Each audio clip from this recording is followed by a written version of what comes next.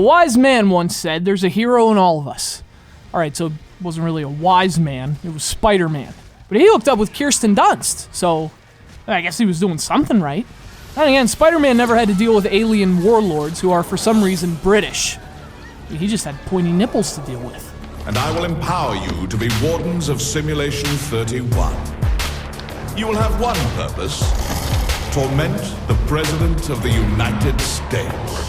Turns out Spidey was right, though. There really is a hero in all of us. Otherwise, how do you explain this? The Saints, one of the most dangerous gangs in open-world games about gangs, are back. Only this time they hang out in the Oval Office and kind of run the world.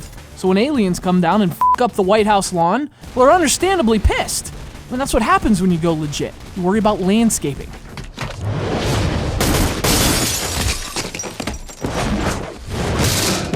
Why do you humans enjoy leaping so much? Get off my lawn, you son of a bitch! In fact, Saints Row 4 has everything you'd expect from a great White House. A president who's not afraid of a filibuster. How about Facebuster? A press secretary who answers all the tough questions, and with vigor. What's the right context for, and I quote, "I'm the patron saint of America, we should probably look into changing the Pledge of Allegiance to one nation under me"? That's a great question. And a commander-in-chief who drives it like she stole it, because she did.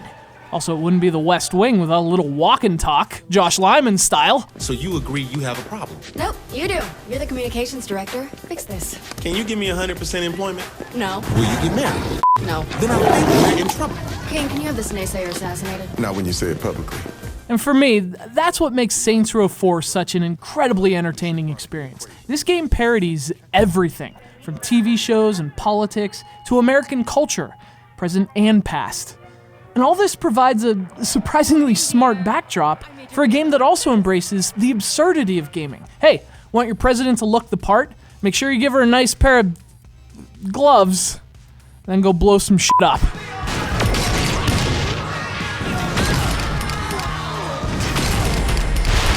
That's gonna cost him. Of course, blowing shit up is the backbone of Saints Row 4. You're the president, the aliens have attacked, you have to blow them up. Ergo, blowing shit up.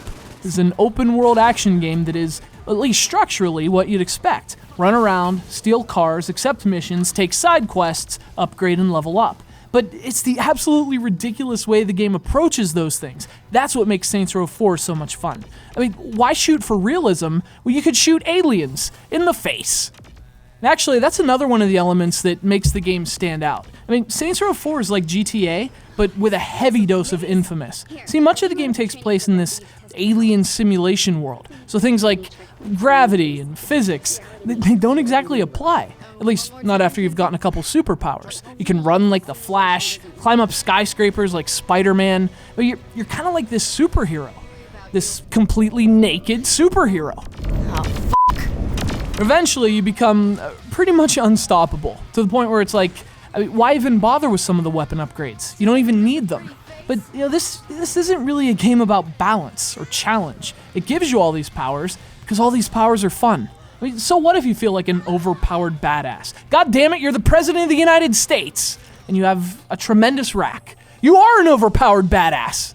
If you want to take a break from the missions, there's plenty of stuff to do on the side. Side quests, mini games. Some of the most ridiculous being the insurance fraud missions. So you have to build up speed, cause an accident, and then send yourself flying as far as you can with deliberately and hilariously exaggerated physics. There are also races, as well as some insane platforming missions. You have to climb these massive alien towers platform by platform. And it's definitely a highlight of these recurring side quests. And a lot of times, the music sets just the right tone, especially this classical station, which creates a great contrast to what's happening on the screen.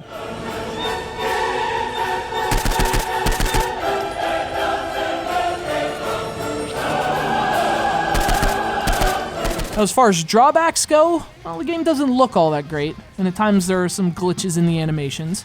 And the missions themselves aren't terribly exciting either. They're the usual, kill everyone, collect this, shut down that kind of thing. But the game does such an amazing job with the gameplay and the humor, you never really get bored. You're too busy blasting rockets or creating characters or, blowing shit up.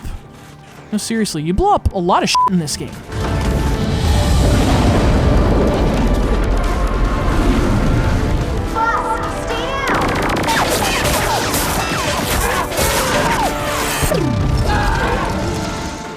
sometimes that's all I want from a game. Action and explosions. Just simple, old-school fun.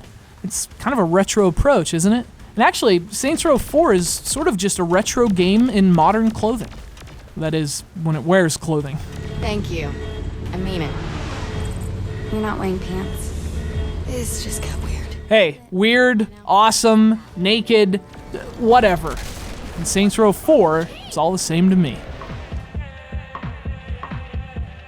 You got nothing. You gonna clean that up?